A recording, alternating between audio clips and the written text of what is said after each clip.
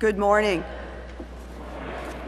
My name is Nancy Ayers, and along with my husband Jim, we're so pleased to be able to do the reading and the welcome this morning. So if you would please join me in the responsive reading. Wounds on the surface often heal on their own. It is our deeper wounds that require a greater care. What then shall we do when our hearts break deeply? Let us seek the guidance beyond ourselves. May we walk together then with our broken hearts, sharing them as we are able. And on this road, meet the healing balm of friends who will speak the reassuring words, me too.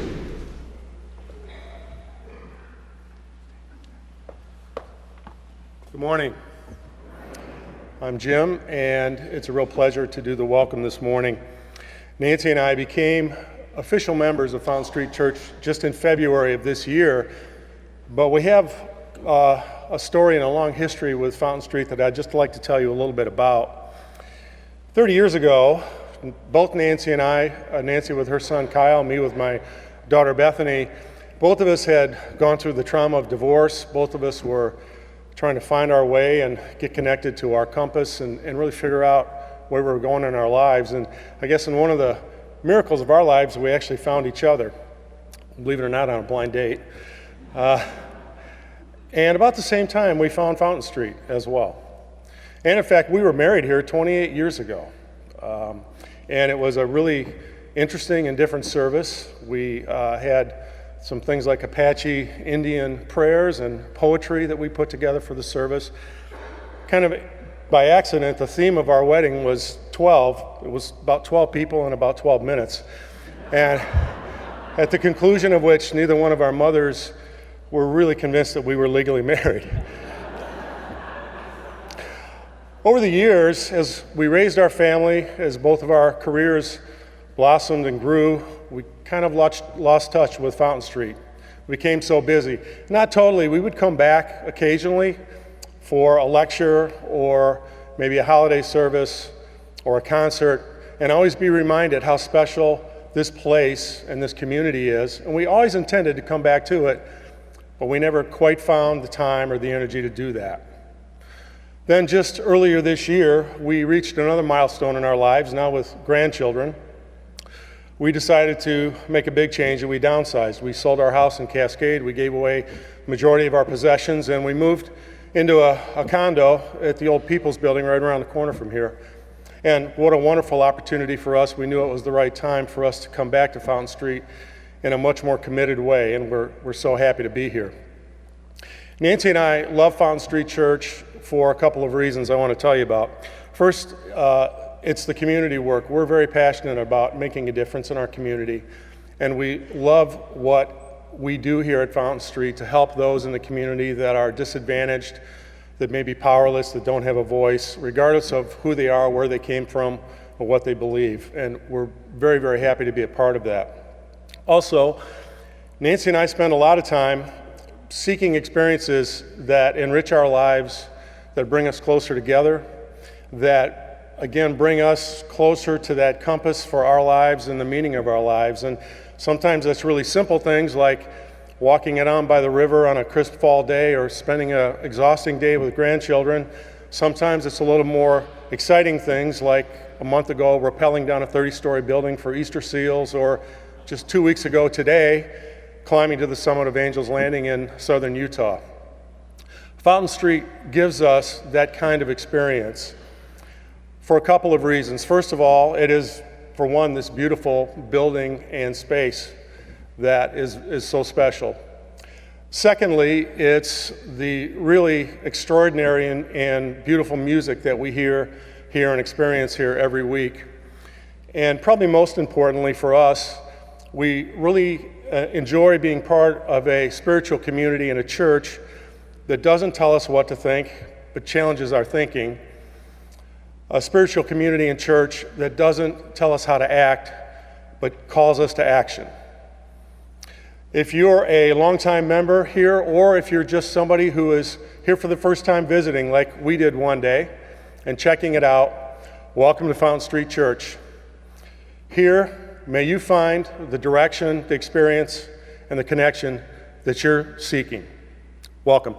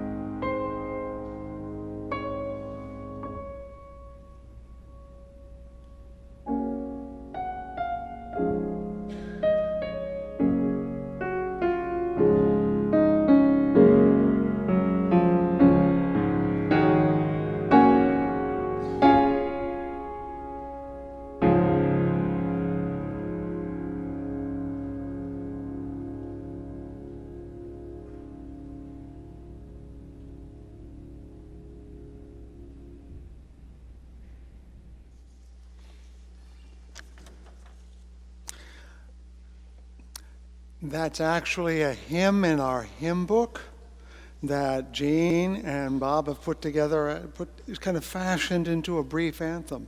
I think the text is by Emily Dickinson.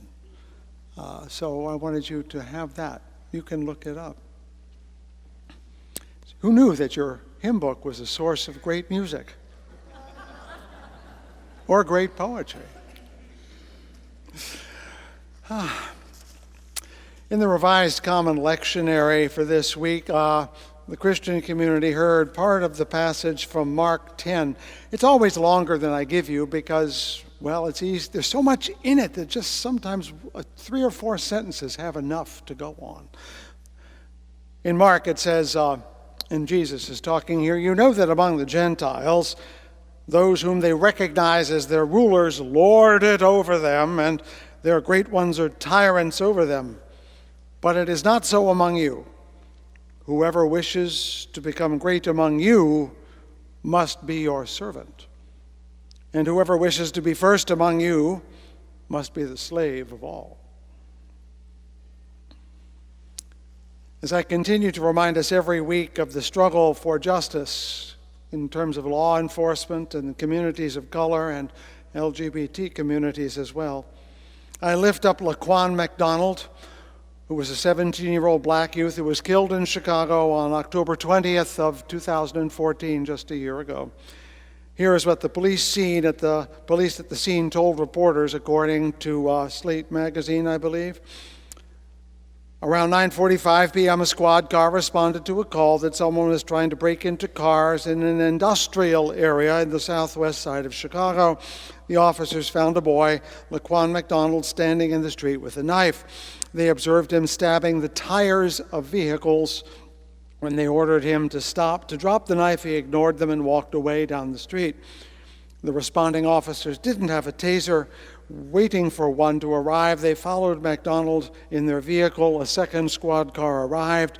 McDonald again refused to drop the knife. The police tried to use the 2 vehicles to box him in against a construction fence on Pulaski Road. He punctured a tire and damaged the front windshield of one of the police cars. Officers got out of their vehicles. McDonald lunged at them with a knife. One of the officers shot him in the chest. At 10:42, he was pronounced dead at a nearby hospital. Subsequent autopsy counted 16 bullet wounds. And finally, a poem by Theodore Ruthka, Michiganian. Doesn't get understood and read well enough. This is called The Surly One. When true love broke my heart in half, I took the whiskey from the shelf and told my neighbors when to laugh. I keep a dog and bark myself. Ghost cries out to ghost, but who's afraid of that? I fear those shadows most that start from my own feet. To commune, that is the second step this fall hour, my second step. We began in September with connect, to try to perceive the world that we tend to overlook in our busyness, that shrinks to today and this task and what I know. But once we connect, we have to go deeper. We must commune, which is to touch, not just to see, to get close to something. It has connotations of intimacy, emotions, of being heartfelt. I'm exploring the dimensions of the heart, the way our feelings help and hinder our spiritual lives. Last week I talked about heartaches, a word I use to mean those longings and losses that never seem to heal and end up defining and directing our lives. Who doesn't know someone who can't let go of a rejection, forgive a hurt, who cannot seem to reconcile with some problem in their past? Their lives have been defined, determined, even directed by some terrible hurt in the past. Their souls, in some sense, imprisoned.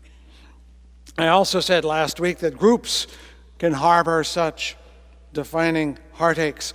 The upsurge in violence in Jerusalem reminds us that Palestine and Israel have been locked in a conflict that is now over 60 years old. Part, in fact, of issues that were done in 1918, themselves the result of struggles that went back a century or more. We've had protesters outside the church off and on this month holding up signs because their hearts are defined by their own heartache around abortion. Heartaches, as I said last week, hold us prisoner to some moment in the past. Heartbreaks are liberation from the past. We often confuse a heartache with a heartbreak because they both hurt. Whenever we invest our deepest self in something, we are exposing ourselves to disappointment, rejection, contempt, and ridicule. I was so terrified of rejection as a teenager that I only had the nerve to ask 2 girls on dates. I only made one pass at a woman in my entire life. We've been married for 39 years. As a boy in those awful years, I heard and responded to the false courage of Paul Simon's great song, "I Am a Rock, I Am an Island," that boasts of isolation and independence under which is a terrible loneliness. The recipe for heartache is to try to protect yourself from heartbreak. To wall yourself off from pain is to wall yourself off from life. Because as Oscar Wilde so wonderfully observed in so many sentences, the heart was made to be broken. Pain of the heart is inevitable in life. It cannot be lived otherwise. It is what we do with the pain that we experience when we open ourselves to the world, to love or to hope or to longing, that determines whether a moment becomes a heartache that holds us prisoner or a heartbreak that opens us to a future. I know that sounds somewhat paradoxical. How can a heartbreak be a liberation? And that's where the passage from Mark comes in handy. Not the particulars, but the way Jesus is talking. By the way, I am talking about Mark every Wednesday night until we run out of Mark, except for a couple of Wednesdays when I won't be in town. And if you want to join us, it's great fun. But today's passage has one of those phrases you may have heard growing up. Whoever wishes to become great among you must be your servant, and whoever wishes to be first must be your slave, which sounds paradoxical. That's what he does. Jesus does that a lot. He turns things upside down from your expectations. If you remember last week, he told the rich young man that just obeying the law was not enough. You have to sell all you have and become poor if you want to inherit eternal life. Wow. That was not just distracting and dismaying for a rich man. He was turning the social conventions of his era on their upside down, inverting them. He was saying that what you expect to be good isn't, and what you expect to be bad is not. Prophets do this. That's their job, to mess with our heads. Peter Finley Dunn, who was a famous humorist in the late 19th century, coined the phrase, to comfort the afflicted and to afflict the comfortable. Something journalists have been trying to do, and something we preachers try to do. We wish to bring comfort to your affliction. We also need to bring affliction to your comforts of mind and soul, because whenever we get settled into one place, that's when we tend to be walled off from the world, forget what's beyond our immediate context. In Jesus' world, the wealthy were favored of God. Judaism has no problem with wealth. If you work hard and obtain it, that's fine. But as we all know, we tend to fall into the notion that if someone is wealthy, they must be smart, they must be better, and they began to take their prosperity as evidence of their divine favor. In Jesus' time, there were slaves. Masters really did lord it over them. They were property, and there were tyrants who treated their subjects as little more than slaves. So when someone comes along and says, if you wish to be among the God's favorite, you must be poor, which made no sense. If you wish to be a leader, you must be a servant. That made no sense. And the whole point of his talking like that, of everyone's talking like that, is to mess with your head, to make you think, well, maybe this world doesn't make as much sense as I thought it did. Leonard Cohen, that great songwriter, put it perhaps better for our times. He said, you can add up the parts, but you won't have the sum.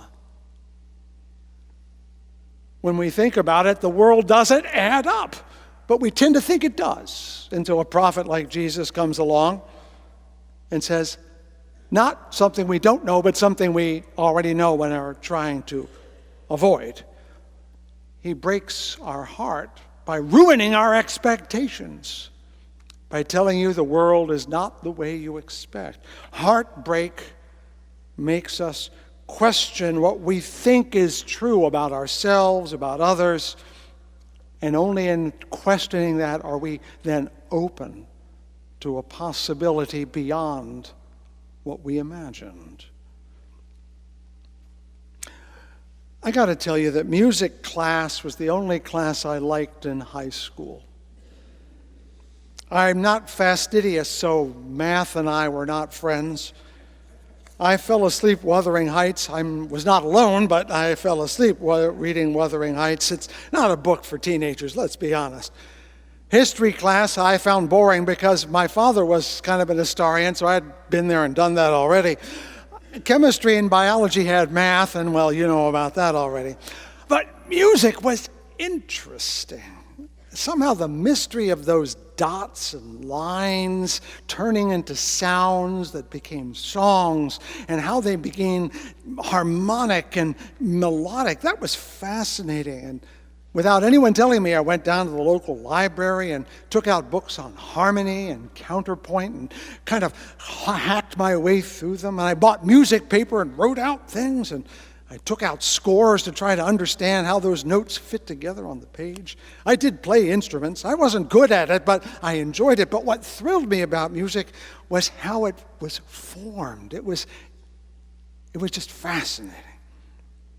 And I evolved the dream of becoming a composer. I was going to be a composer. And in college, I took theory classes, and I was good. I was so good, one of the professors said, you got to coach that fellow over there who can't tell a German sixth from an Italian sixth. And by the time I was done, he knew. And I wrote music, lots of it, lots and lots of bad music.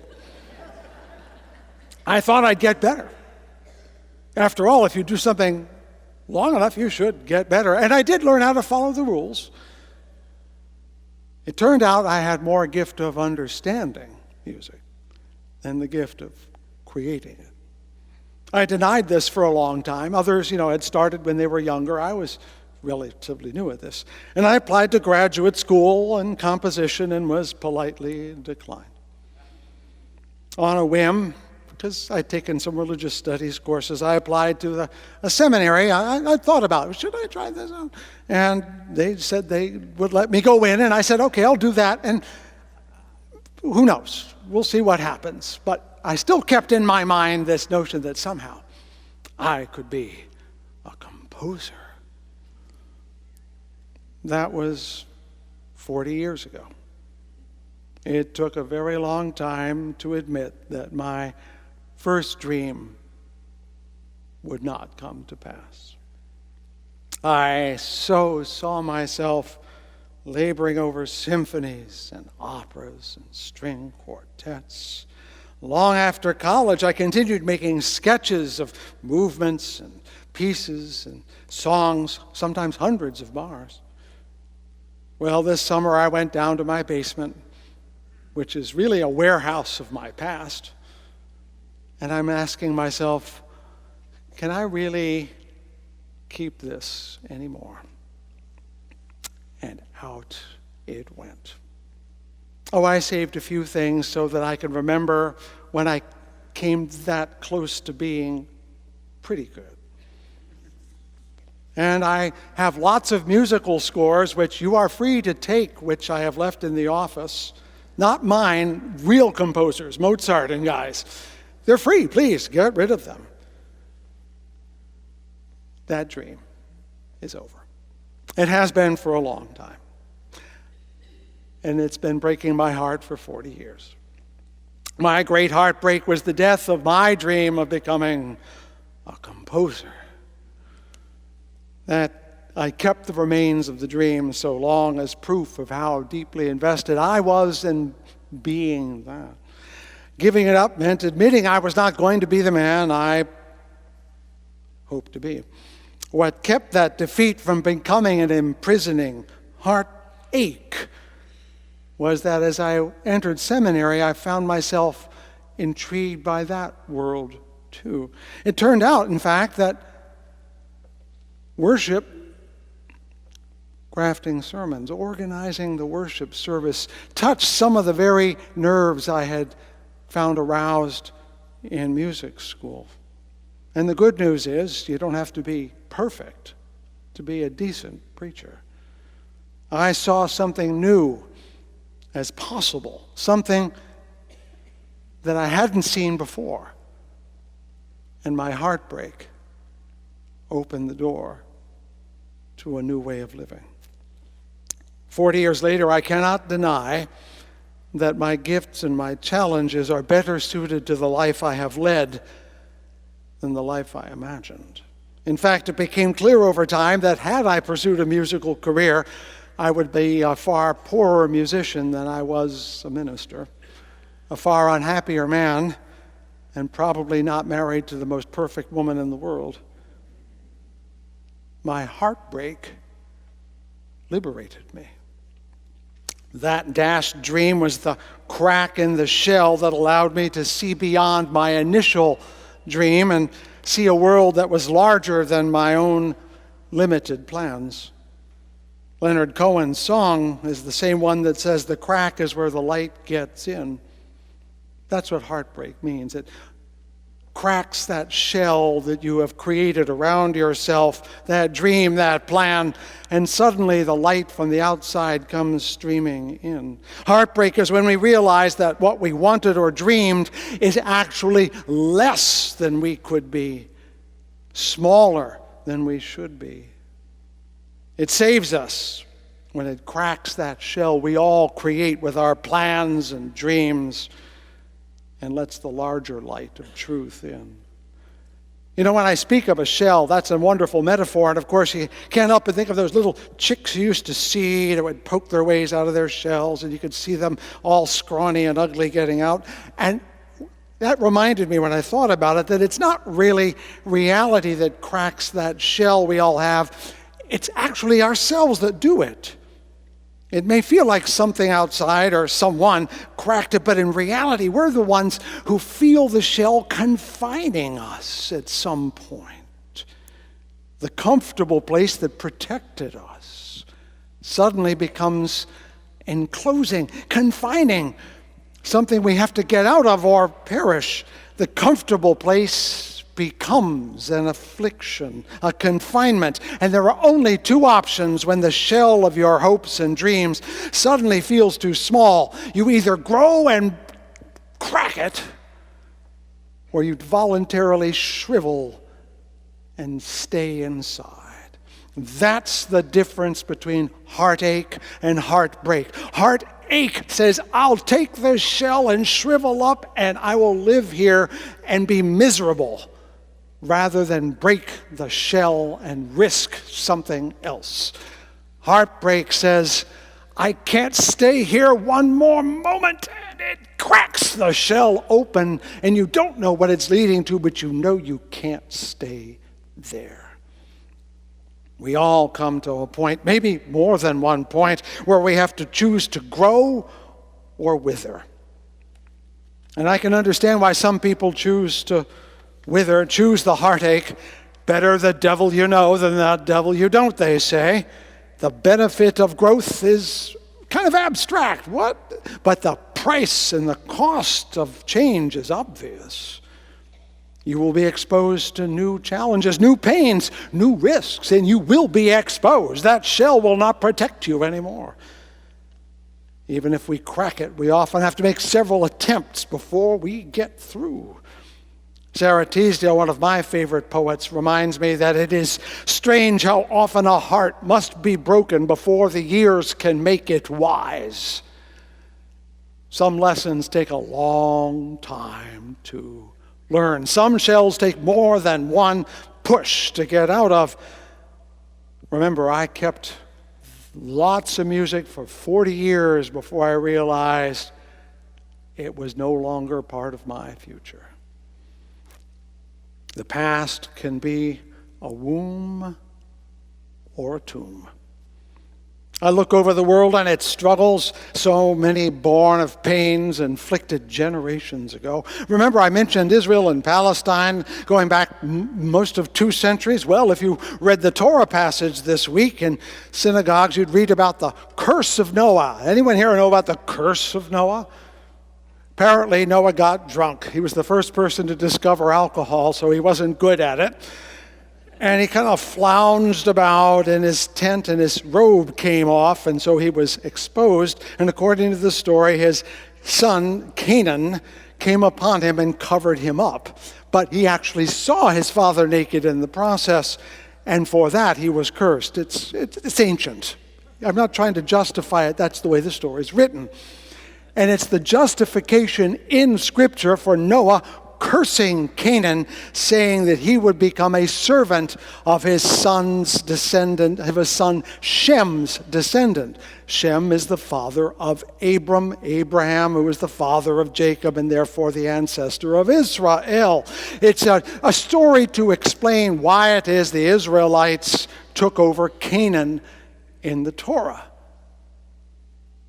But I'm mentioning this because it reminds us that some of the most present conflicts in our world, in our lives, have deep, deep roots. And also that this drama, this struggle to escape from the pains of the past goes back forever. The wounds of the past can always enslave us in the present, or they can liberate, and the choice is always ours. But how do we know the difference between the heartache and the heartbreak? Well, that's where the Rithka poem comes in. Remember, in the poem he says, "Ghost cries out to ghost, but who's afraid of that? I fear those shadows most that start from my own feet." When we decide, having been hurt, to exact revenge, you hurt me, so I'll hurt you back. How many of us on the playground did that? That's where heartache starts. I understand the urge. We all hit back so we can put a little distance between ourselves and the person who harmed us. Get over there. I'll frighten you. I'll hurt you, and that way I'll be safe. But was anyone ever safer by inflicting harm on someone else? Because then what does that person do? Well, I'll hit you back again and again and again. And generations have passed. As Gandhi said, and maybe you remember, an eye for an eye makes the whole world blind. Return hurt for hurt is the recipe for heartache, the recipe for imprisonment, the recipe for the enslavement of our souls. However, when we find the capacity to decide to heal in return for hurt, heartbreak is the result. Why? Because we still feel the pain, but we do not give it back. We take the pain and own it and return healing for hurt. Not just for ourselves, but for those who hurt us as well, for they are doubtless beset with their own pain. This past few weeks, if you've been outside after church, you may have seen some folks with provocative posters protesting the legality of abortion and noticing that we as an institution have been hospitable to those who believe it should be legal, and it is. It's been a struggle because it's garish and unpleasant, and we don't know what to do, and how should we respond? And people say, well, we should tell them to leave, which we can't. They're on the sidewalk. It's legal. We should ask them to put away their signs. No, we can't. That's part of their free speech. But we can't just not do anything, and the answer really is not to return hurt for hurt. You have heard that it was said, you shall love your neighbor and hate your enemy, says Jesus elsewhere. But I say to you, love your enemies and pray for those who persecute you. There he is, turning it around again, making us do the exact opposite of what we want to do. Behind the disagreement that divides us and them in this issue and in other places is the universality of being hurt and being afraid. They feel it and so do we. That's where we find the beginning. You may have seen an image on the internet recently. There was a protest last week around the country against Muslims. Various mosques had people outside saying, Muslims go home, or something like that, or no Sharia law. It was really quite vicious and vile and mean-spirited. And someone in Columbus, Ohio, caught on their wonderful smartphone video the following thing that happened. A hijab-covered woman, and came out of her mosque and saw a woman holding a sign and hugged her and invited her into the mosque and talked to her and answered her questions. When she came out, the woman holding the sign said, I had no idea Muslims could be so nice to me, even after I stood out there with those signs. Sorry, the protester said. But I say to you, love your enemies and pray for those who persecute you.